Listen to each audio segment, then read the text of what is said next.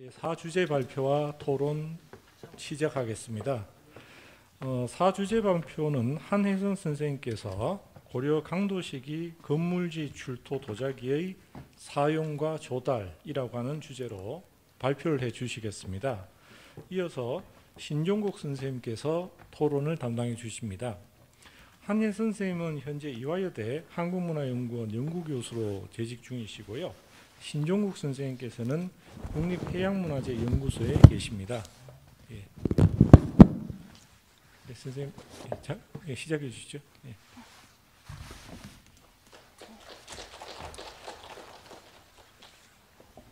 네, 안녕하십니까. 이화여대 한국문화연구원의 연구교수로 재직하고 있는 한혜선이라고 합니다. 네, 저는 오늘 고려 강도 시기 건물지 출토 도자기의 사용과 조달에 대해서 살펴보고자 합니다. 강도 시기에 조성된 건물지 출토 도기와 청자의 종류, 그리고 사용 양상 등을 정리해서 좀 특징을 좀 파악을 해보고요. 그다음에 강도에서 사용된 청자의 상당량이 당시 강진과 부안산이었고, 도기 또한 전라도산 방고가 강도에서 여러 용도로 재사용된 점을 통해서 당시 도자기의 조달 문제에 대해서 좀 살펴보고자 합니다. 네. 고려 정부가 몽고의 침입을 받은 후 개경에서 강화도로 수도를 옮긴 것은 1232년 6월이었습니다.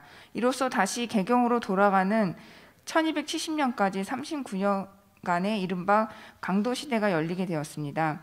강도로 수도를 옮긴 것은 궁궐뿐만 아니라 중앙관청, 당시 무인정권의 인원과 그 가족 등 대규모 인원의 새로운 생활 터전이 형성되어야 함을 의미하며, 이러한 흔적이 현재 강화도 곳곳에 남아 있습니다.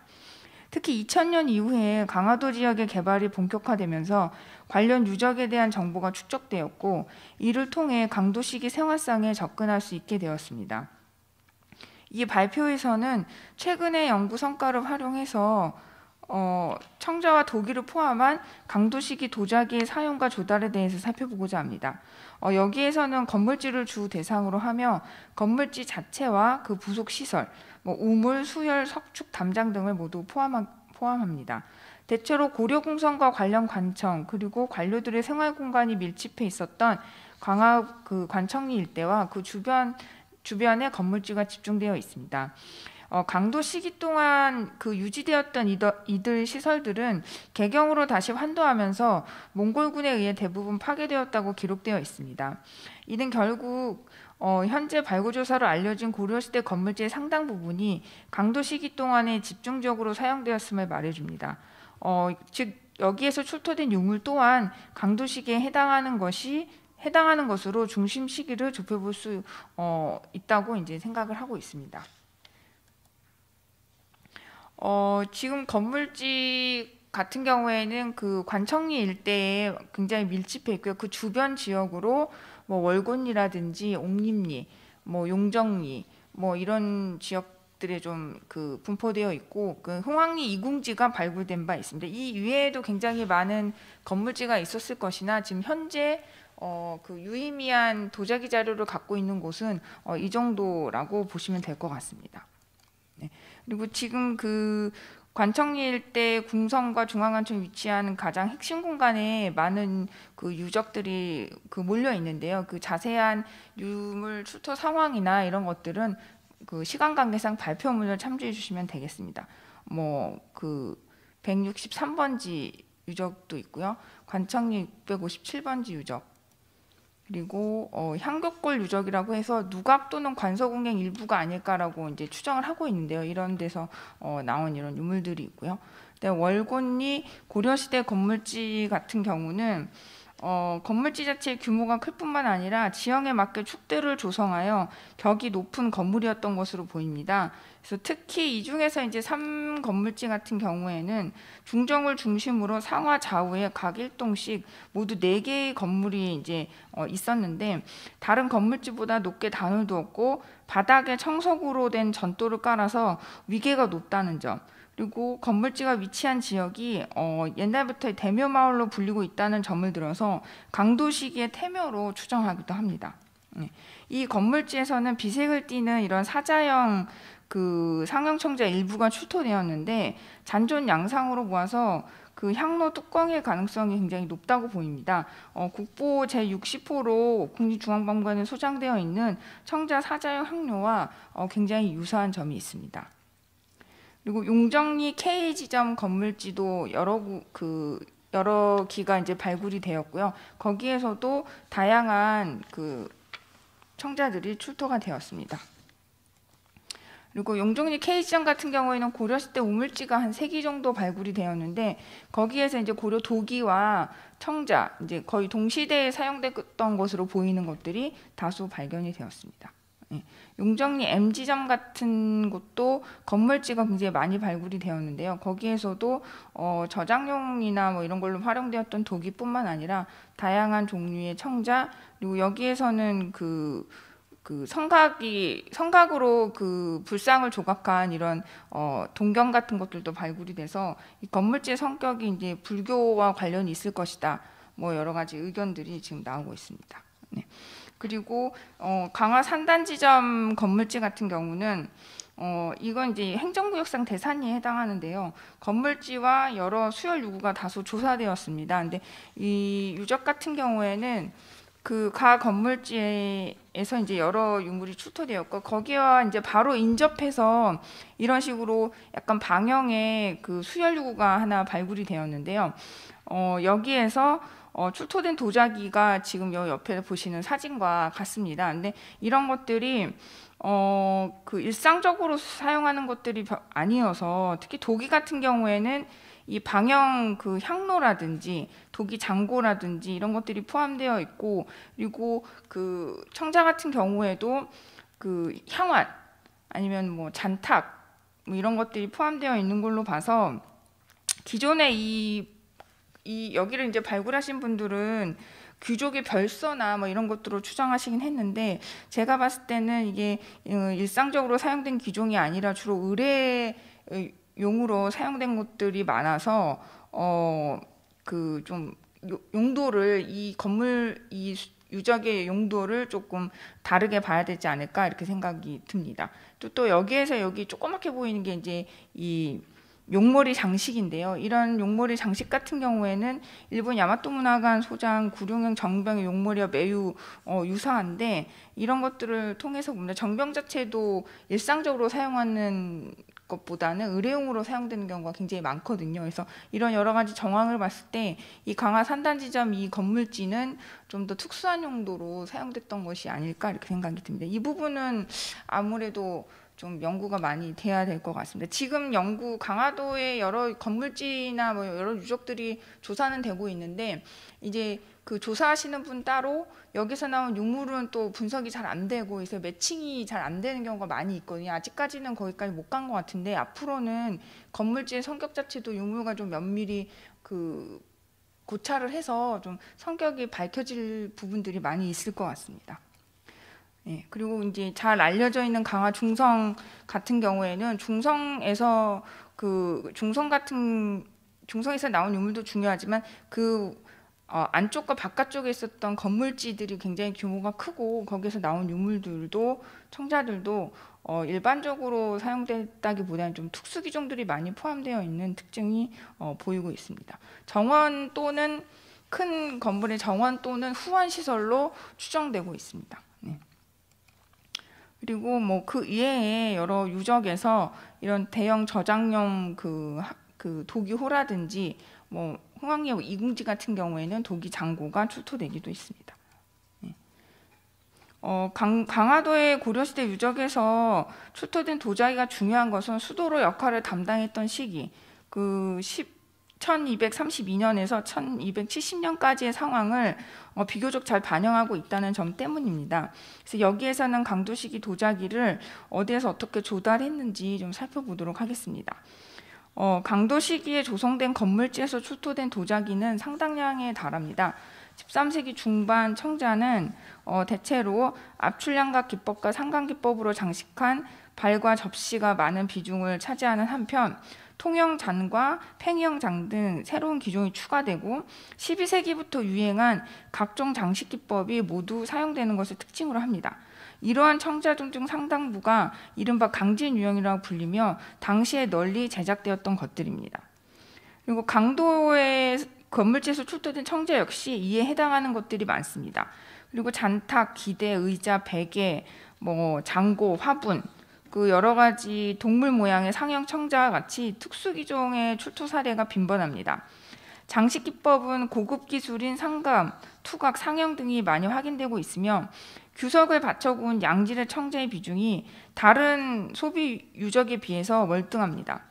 이러한 양상은 당시 최고급 청자를 생산한 전남 강진과 전북 부안을 제외하고는 여타의 지방 가마에서는 찾아보기가 어려운 부분입니다. 이것은 결국 강도 시기에 사용된 청자의 상당량이 강진과 부안에서 조달되었다는 점을 의미합니다.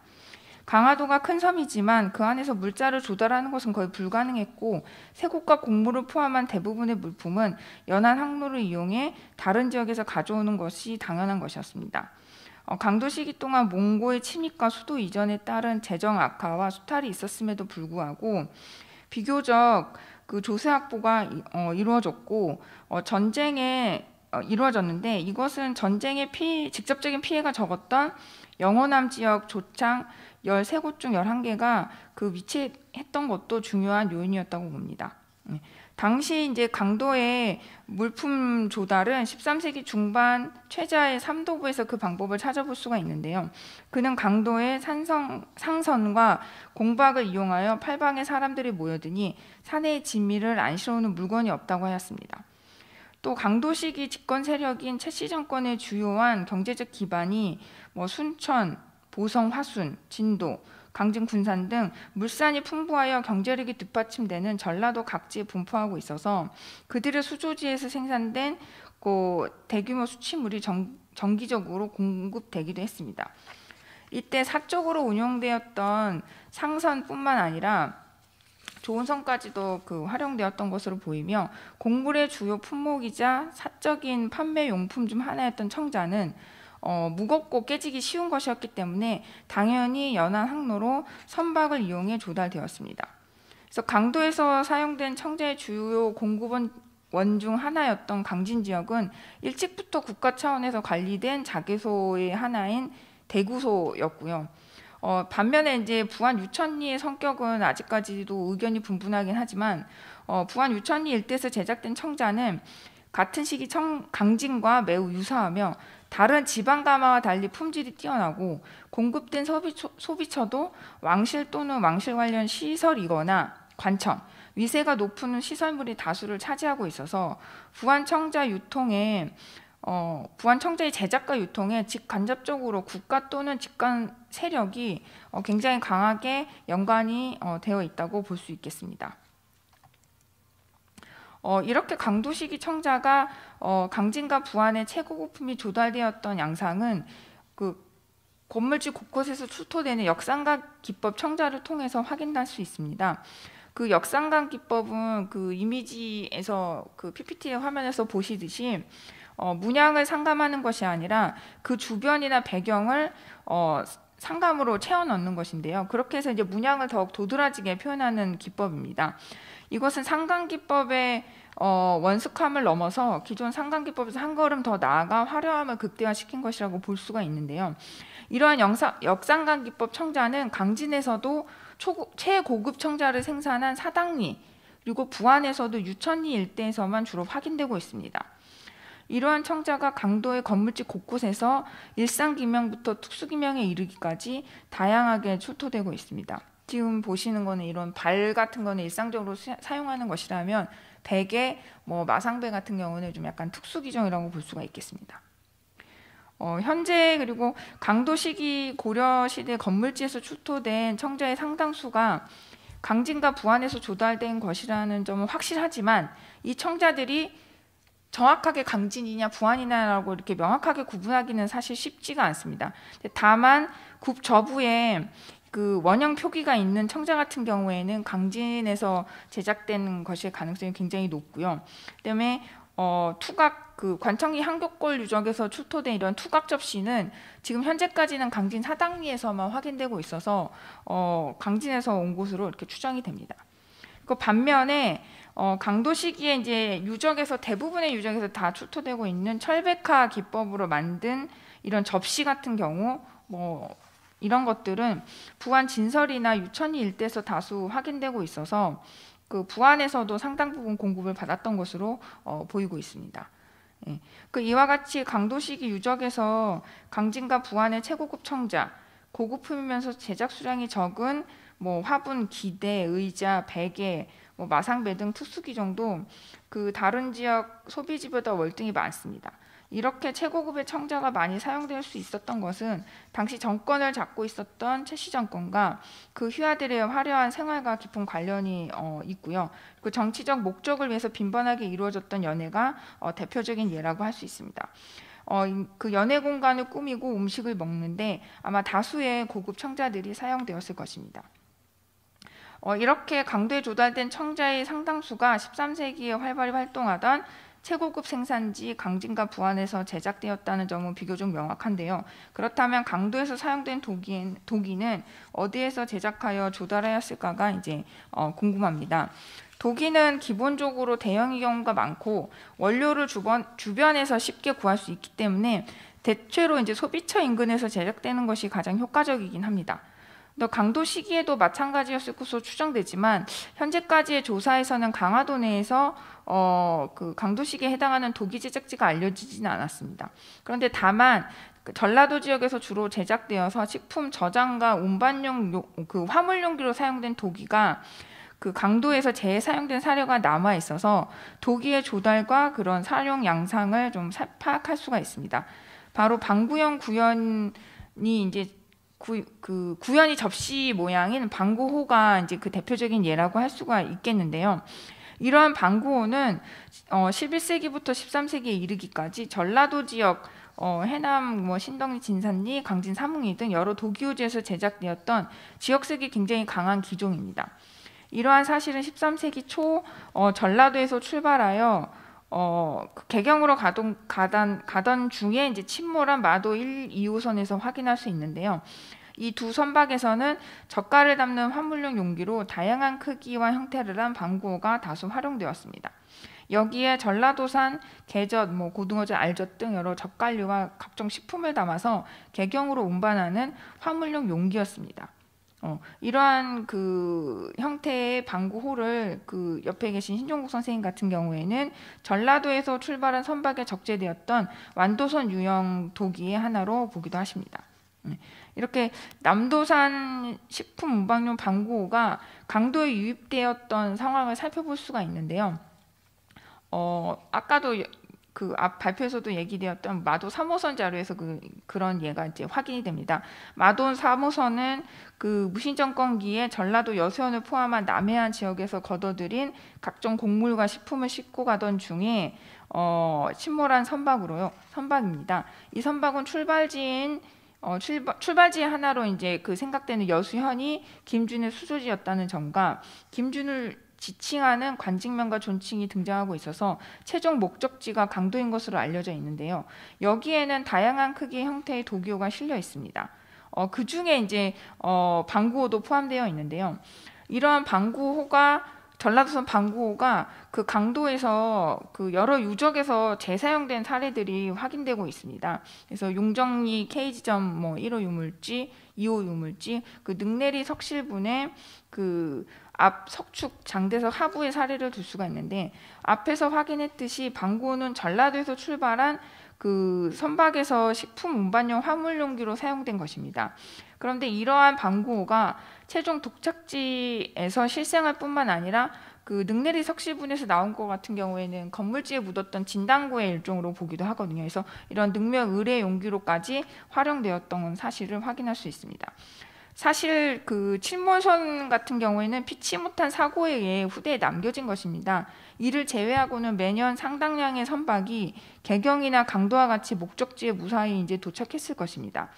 그것이 사선인지 아니면 조은선인지 아니면 그것이 이제 섞여 있는 복합적인 그 성격을 가진 것인지의 문제를 떠나서 상당량의 남도산 물품이 도기에 담겨 수도에 이제 꾸준히 유입되었다고 볼 수가 있고요.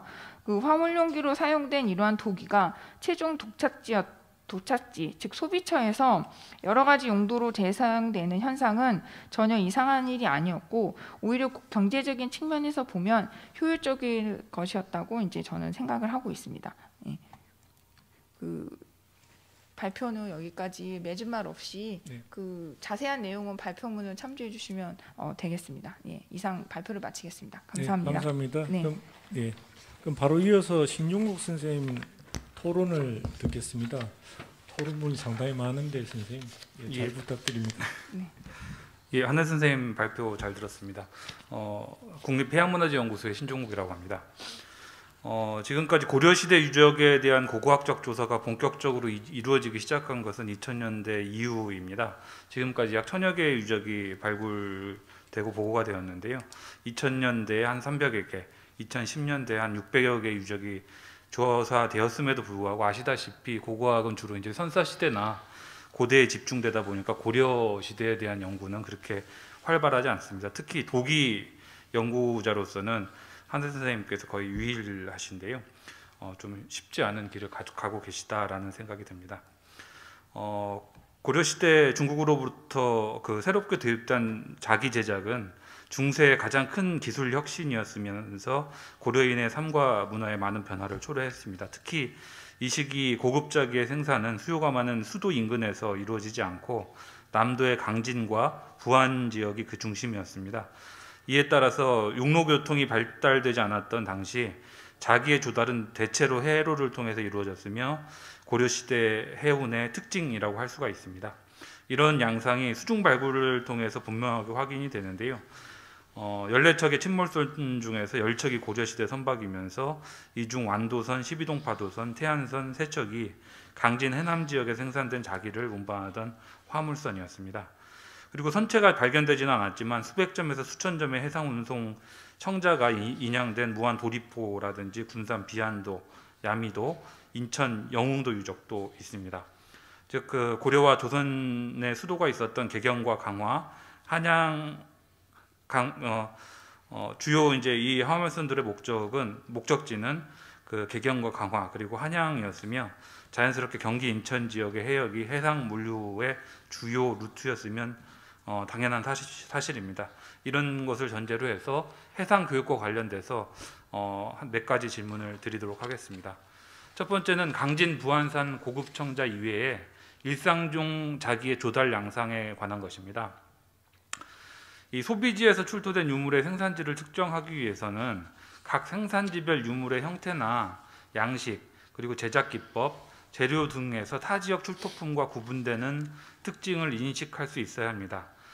이에 이제 강진과 부안 지역 생산품은 특수 기종의 존재, 역삼각 기법이나 철백화 기법, 규석 받침 소성 등에서 명확하게 구분할 수 있는 지역적 특징이 있다는 점에서 발표자와 별다른 의견은 없습니다. 그런데 강도식의 고급 청자뿐만 아니라 일상용 발과 접시의 사용이 많았을 것이고 그 강진 부안 이외에도 전국적으로 20여 곳 이상의 청자 생산지가 확인되고 있습니다. 경기도 지역에서도 2군데 유적이 확인되고 있고요.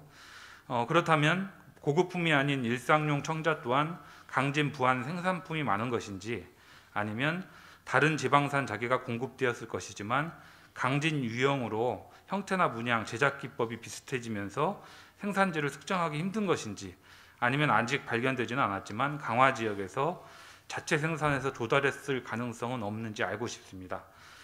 그리고 고려 중후기 강진 부안 이외 지역의 생산 자기들 중에서 그 생산지를 측정할 수 있을 만한 특징을 보이는 사례가 있는지도 궁금합니다. 두 번째는 전라도 지역의 도기 반구 양상에 관한 것입니다. 전국적으로 70개소 이상의 고려시대 도기 생산 유적이 발견이 되고 있고 어떤 지역성이 뚜렷하게 드러난다는 그 발표자의 의견에는 전적으로 동의합니다. 다만 식품 운반을 위한 용기로서 다른 지역 생산 도기가 선박을 통해 유입되었고 그 사례로 능대리 석실분이나 용정리 K지점의 방구호 등을 들고 있습니다.